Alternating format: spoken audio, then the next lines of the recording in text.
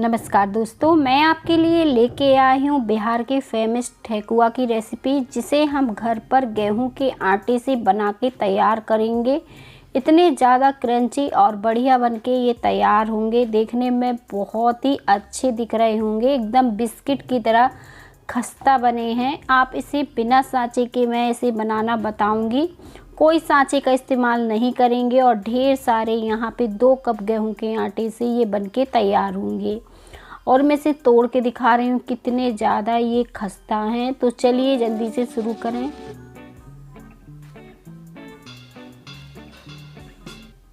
इसे बनाने के लिए सबसे पहले हमने यहाँ पे 1 कटोरी में ये गुड़ ले लिया है। ये 100 ग्राम के करीब होगा। और अब हम इसे इस तरह से छोटे छोटे टुकड़ों में तोड़ लेते हैं। गुड़ थोड़ा सा आप अपने टेस्ट के हिसाब से कम ज़्यादा भी कर सकते हैं। और 1 कप हम इसमें पानी डाल देंगे। कप को मैंने बहुत ज़्यादा नहीं भरा था, हल्का सा खाली था। और बस इस तरह से अब हम गुड़ को मसल लेंगे। आप चाहें तो इसे हल्का सा गर्म करके मसलिए, बहुत ही जल्दी गुड़ घुल जाता है। मैंने भी यहाँ पे हल्का सा गर्म कर लिया था, फिर गुड़ को इस तरह से मसल कर साइड में रख दिया है। अब हम यहाँ पे आटा ले लेंगे। और यहाँ पे मैंने 2 कप गेहूं का आटा लिया है, जिससे रोटी वगैरह बनाते हैं आप, वही आटा लेना है, कोई और आटा नहीं लेना है। और बस गेहूं के आटे को हमें एक बर्तन में निकाल लेना है। मेजरमेंट के लिए मैंने 2 कप लिया है। और यहाँ पे मैंने थोड़ा सा नारियल को कद्दूकस कर लिया है।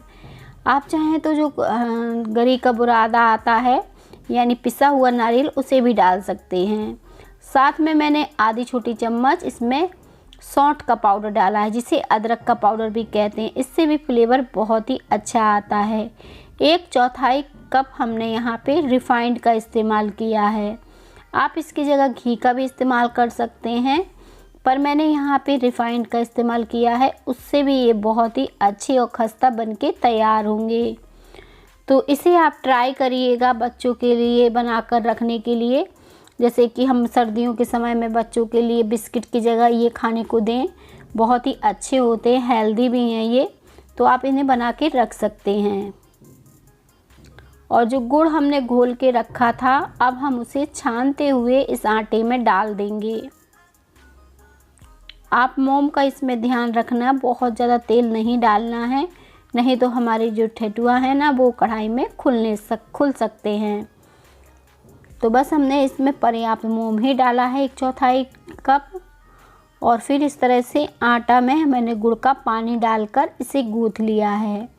इसे भी हम बहुत ज़्यादा टाइट नहीं गूँथेंगे, क्योंकि सर्दियों का समय है, ये टाइट सा रहेगा। तो थोड़ा सा सॉफ्ट सा गूँथेंगे, यानी जैसे आटे से हम पराठे पूड़ी वगैरह बनाते हैं ना, ठीक उसी तरह से इसे गूँथ कर तैयार करेंगे। ऐसा नहीं है कि बहुत ज़्यादा इसे टाइट डो लगाएंगे। और बस इसे अब हम 1 मिनट के लिए अच्छे से चिकना कर लेंगे। इस तरह से बहुत ज़्यादा ये चिकना नहीं होगा, बस अच्छे से इसे मसल लीजिएगा। और फिर इसकी छोटी छोटी आप लोइयाँ बना लीजिएगा। बिल्कुल भी टाइम नहीं लगेगा। आप इन्हें बनाकर स्टोर करने के लिए ढेर सारे बना के तैयार कर सकते हैं। इन्हें मैंने अभी पेड़ा का शेप दे दिया है, और इसी तरह से बाकी के भी बना रही हूँ। इसी तरह से मैं पेड़ा का शेप देती जा रही हूँ और इन्हें बना के रख लूँगी। और इस पे अब हम डिज़ाइन भी देंगे, और वो भी घर की ही चीज़ों से डिज़ाइन इस पर हम देंगे। कोई सांचे का इस्तेमाल नहीं करेंगे। तो इस तरह से आपके पास ये बीटर हो, इसे फेंटते हैं केक वगैरह में, तो इससे भी आप डिज़ाइन डाल सकते हैं। और यहाँ पर या फिर इस तरह का छन्ना हो, तो इसमें भी डिज़ाइन बनी रहती है। और इस तरह से दबा के इससे भी आप बहुत ही सुंदर डिज़ाइन बनाकर डाल सकते हैं। अगर ये दोनों चीज़ें ना हो तो चाकू को ले लीजिए, और चाकू का जो पीछे वाला भाग होता है ना, मोटे साइज का, तो उससे हम इस तरह से कट लगाएंगे। कट हमें बहुत ध्यान से लगाना है, बहुत ज़्यादा गहरे कट नहीं लगाना है, नहीं तो ये खुलेंगे। हल्के हल्के ऊपर से कट लगाकर तैयार करना है।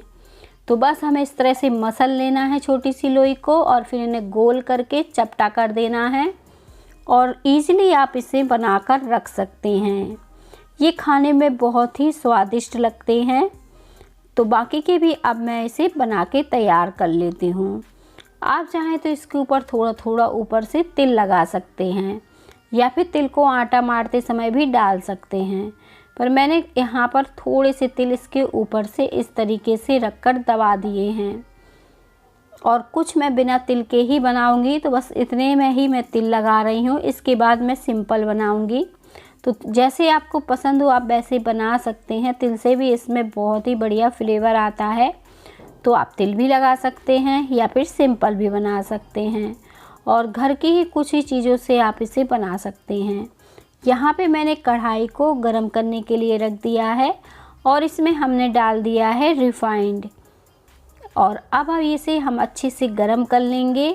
जब ये अच्छे से गरम हो जाए तो आंच को बिल्कुल धीमा कर देंगे और धीमी आंच में जितने हमारे ये कढ़ाई में आएंगे उतने ही हम डाल देंगे। बिस्किट जैसे करारे खस्ता ये बनके तैयार होंगे। आप इन्हें ट्राई करिएगा, आपको पसंद आएंगे। और साथ में ये सर्दियों के लिए हैं तो हेल्दी भी हैं, तो आप इन्हें बनाकर स्टोर कर सकते हैं। ये जल्दी ख़राब नहीं होंगे। कम से कम ये 15 से 20 दिन तक आराम से चलने वाले हैं। और बस अब हमें धीमी आंच में इन्हें अच्छे से सेकना होगा ताकि ये अच्छे से सिक जाएं। अंदर तक इन्हें सेकना है, और नहीं तो ये बहुत जल्दी जैसे तेज़ आंच में डालेंगे ना तो ये बहुत जल्दी लाल हो जाएंगे, पर अंदर से ये कच्चे रहेंगे। तो इस बात का ध्यान रखते हुए इन्हें बहुत धीमी आंच में सेकना है। अब इनका जब तक कलर चेंज ना हो जाए तब तक हम इन्हें सेकेंगे, और जब इनका परफेक्ट कलर चेंज हो जाएगा तब हम इन्हें निकाल लेंगे। और देखें कितने बढ़िया ये फूल गए हैं, इनमें क्रैक पड़े हैं। इससे ये समझ में आ रहा है कि ये बहुत ही क्रिस्पी और बढ़िया बने हैं। और बाकी के भी अब हमें इसी तरह से तलकर निकालना होगा। तो हम इसी तरह से बाकी के भी डाल देते हैं और इन्हें तलकर निकाल लेते हैं।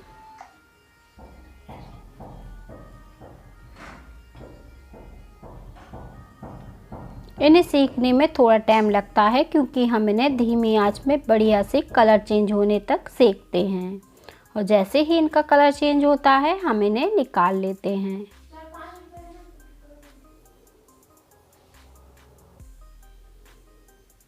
तो उम्मीद करती हूँ आज की रेसिपी आपको ज़रूर पसंद आई होगी। पसंद आ जाए रेसिपी को तो लाइक ज़रूर करिएगा। हो सके तो कमेंट में भी डालिएगा कि कैसी लगी आज की हमारी रेसिपी। और ठेठुआ हमारे बनके तैयार हो गए हैं। बहुत ही हेल्दी भी हैं, टेस्टी भी हैं। इन्हें हमने बिना चीनी के बनाया है। एकदम क्रिस्पी से स्वादिष्ट बिस्किट की तरह ये बनके तैयार हुए हैं। मिलते हैं और नई रेसिपी के साथ हम।